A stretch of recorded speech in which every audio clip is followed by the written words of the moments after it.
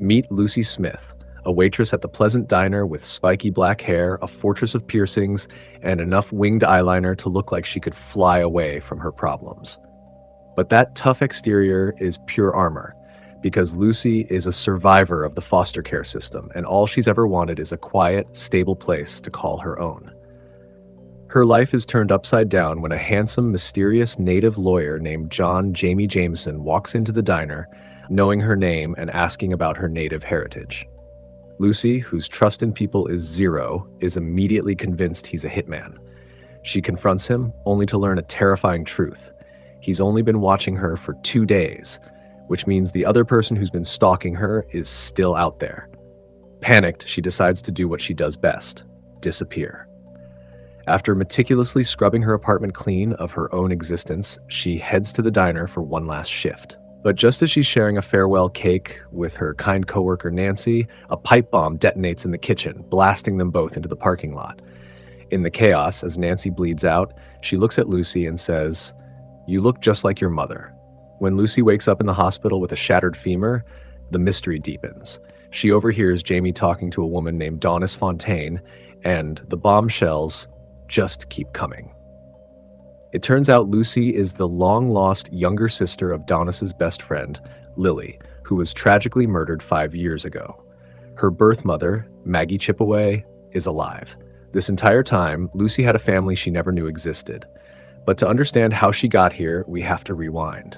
Lucy's childhood was a strange mix of love and lies. She was raised by her devoutly Catholic father, Luke Smith, who adored her but controlled every aspect of her life. He told her they were Dutch and Italian, and when a racist security guard called her an Indian kid, he angrily denied it. But the biggest lie was yet to come. When Lucy was 12, her dad got cancer, and a stern, pious teacher named Bridget Mapother inserted herself into their lives. After her father's health declined, he convinced Lucy to let Bridget adopt her. Then he died, leaving Lucy with a woman who was a monster in disguise. The moment her dad was gone, Bridget's pious act crumbled. Lucy discovered she was living a secret life, blowing through her father's money, including Lucy's college fund, on designer clothes and luxury goods hidden in a storage unit. The confrontation was brutal. Bridget slapped her and screamed the truth her father had hidden his whole life. Her mother was a no-good woman from an Indian reservation. Shattered and enraged, Lucy ran. She found that storage unit and, in an act of pure, fiery rebellion, blew it all to hell with her dad's old birthday fireworks. This lands her in the system, where a social worker gives her the worst advice ever: pretend to be Mexican, because being native complicates everything. Her first real foster home is with the kind Miss Lonnie on remote Beaver Island, where she meets her first foster sister and soulmate, the fiery and cynical Devery. After a fire destroys the cabin, they're separated, and Lucy is sent to the Sterlings, a family that makes Bridget look like a saint. The foster brother, Stephen, is a predator who deals meth and assaults Lucy.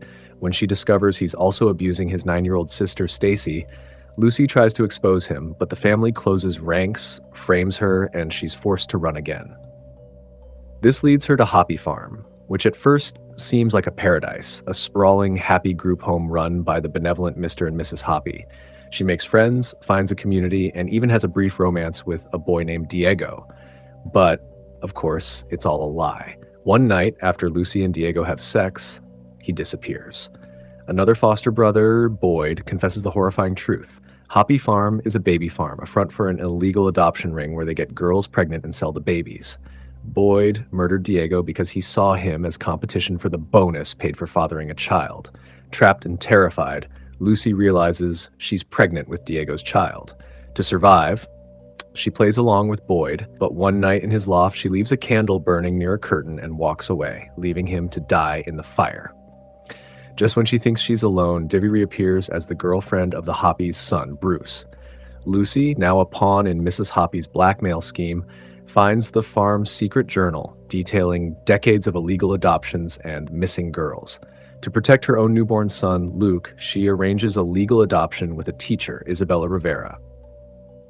Armed with the journal as leverage, she plans her escape, only to be betrayed by Devery, who chooses a place in the Hoppy family over their friendship.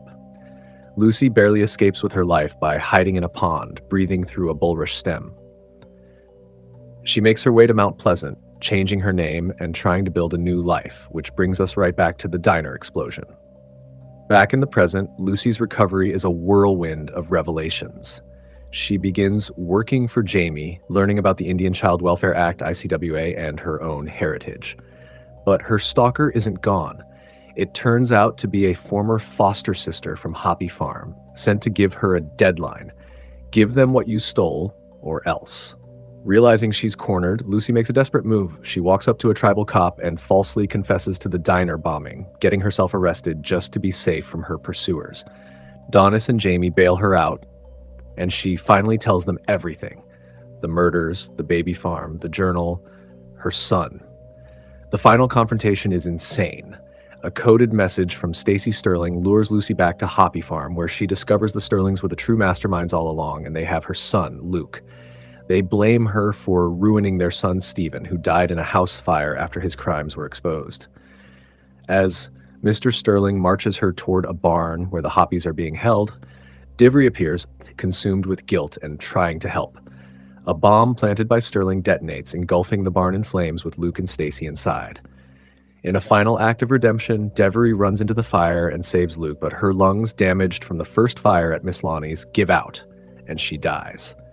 In the chaos, as Mr. Sterling aims his gun at Lucy and her son, Jamie shoots and kills him, but is fatally wounded in the process.